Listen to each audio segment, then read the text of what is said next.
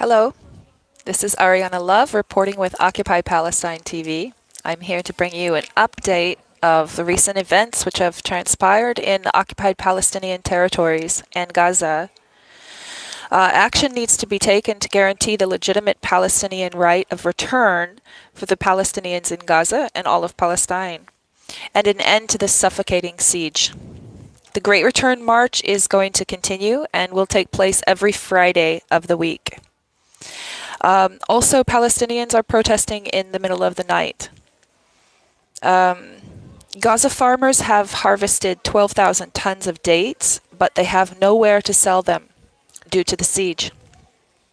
Friday was the anniversary of Ariel Sharon, former Prime Minister of Israel.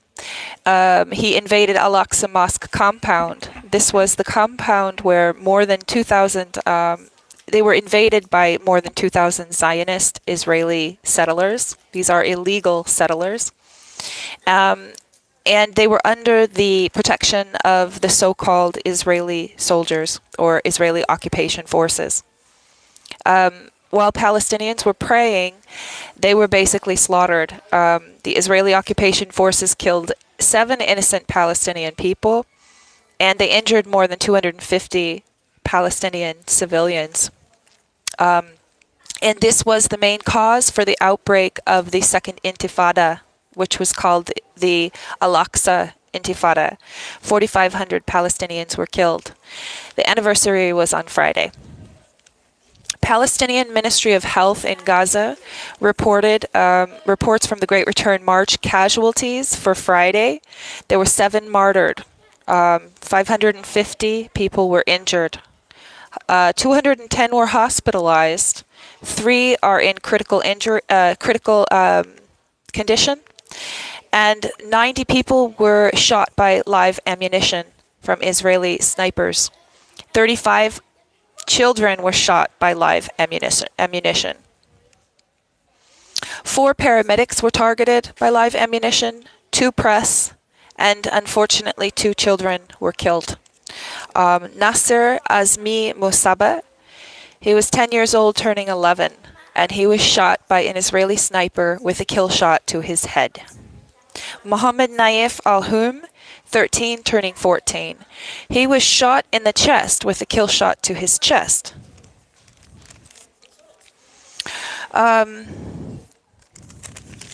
Meanwhile, in the West Bank, 11-year-old Samer Tamimi, he's from the Al-Tamimi family in Nabi Saleh.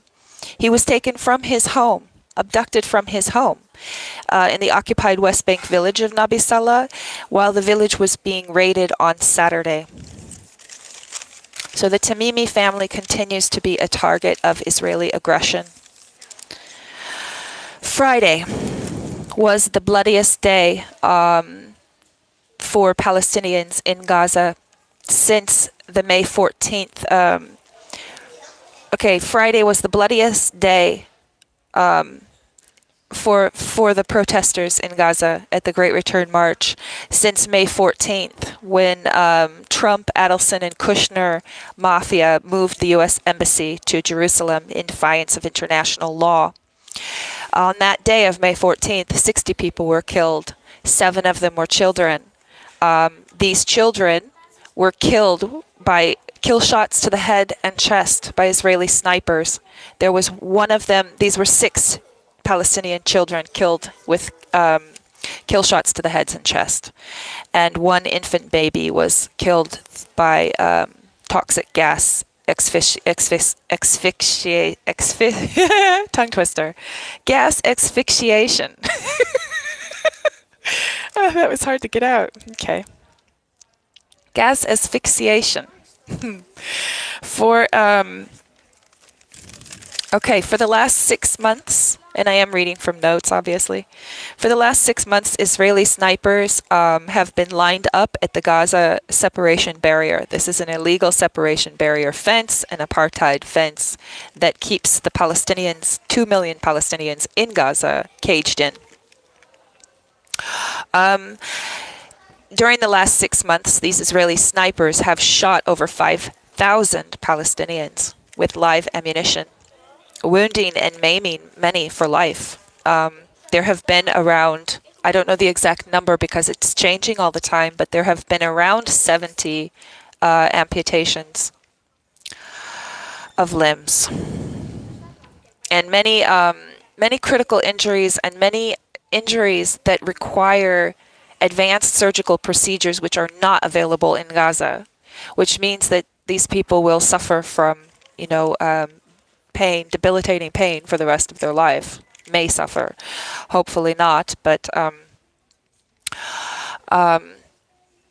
Israel has also been using internationally banned bullets, the snipers, bullets called the butterfly, which explode on impact and break into pieces and damage vital organs. They're internationally banned bullets. You're not allowed to use them.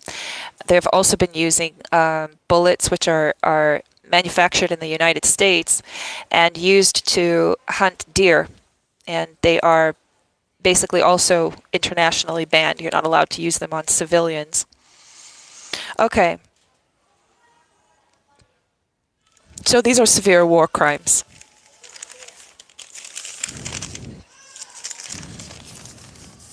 Let me see, where did I leave off? Okay. Palestinian Authority.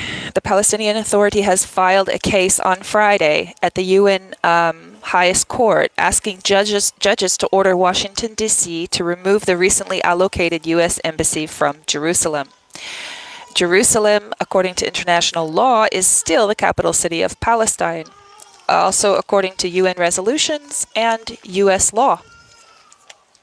So one could say it was an act of terrorism that when the U.S. president and the Jewish mafia, global Zionist mafia cabal, moved the U.S. embassy to Jerusalem. It certainly doesn't create peace in the Middle East.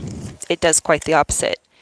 On Saturday, Israel closed roads in and out of Al-Fahwar refugee camp in the occupied Palestinian territories of the West Bank, thus incarcerating 10,000 Palestinian residents. So preventing them from coming and going into their own homes. Netanyahu told Elise Labofo of CNN News that he will not commit to a two-state solution to Israel's ongoing conflict with the Palestinian people. Khan al-Amar is a Bedouin village in the West Bank of Palestine. Israel is trying to demolish this village. It is like the last bastion of...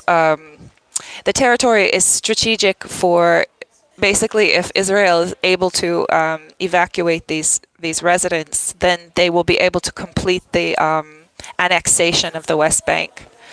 So that's why this is such a crucial fight. The village is called Khan al-Amar, and we're told to vacate by October 1st, or there will be a forced removal. Then Israel sealed off the area and declared it a closed military zone. Americans must ask themselves why their money is going to support an illegal military occupation in the Middle East. Why is it going to support apartheid Israel when there is so much need and work to be done at home? A Gaza doctor said that the last 6 months working in Gaza during the Great Return March has been the most difficult he has experienced in the last 15 years since he's been working with MSF in Gaza. And he has lived and worked through the past 3 wars, so 2008, 2012, and 2014. And the casualties, high number of casualties from the Great Return March, from the Israeli aggression against Gaza protesters, has been the most difficult time.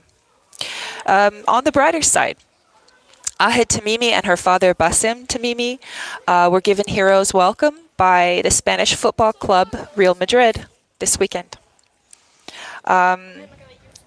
Mercenaries leading, this is very important. Mercenaries leading the assault on Yemen port city right now. They were trained by Israel. They were trained by Israeli occupation forces in Israeli-occupied Palestine. So these foreign mercenaries were trained covertly at secret military camps in the Negev desert, and they are now leading the new assault on Yemen port city of Hodeidah, and this will only worsen the humanitarian crisis in Yemen, aided by Israel.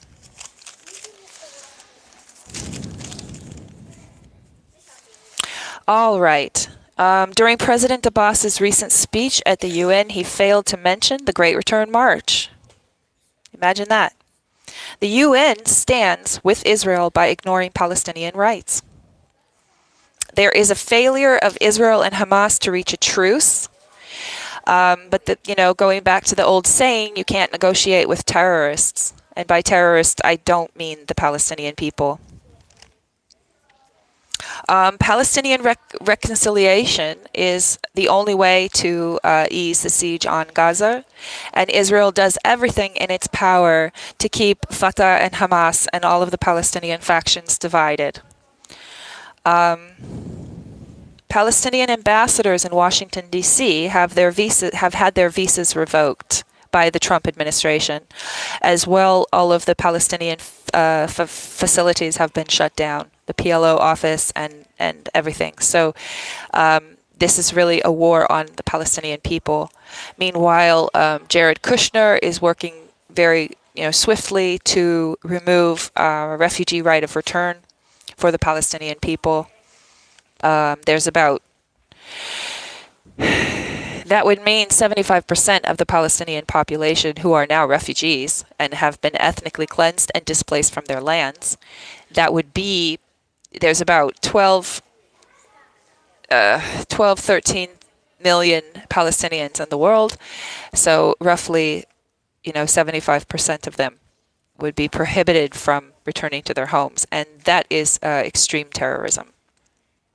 Because even the UN Resolution 194 stipulates that refugees have a right to return to their homeland.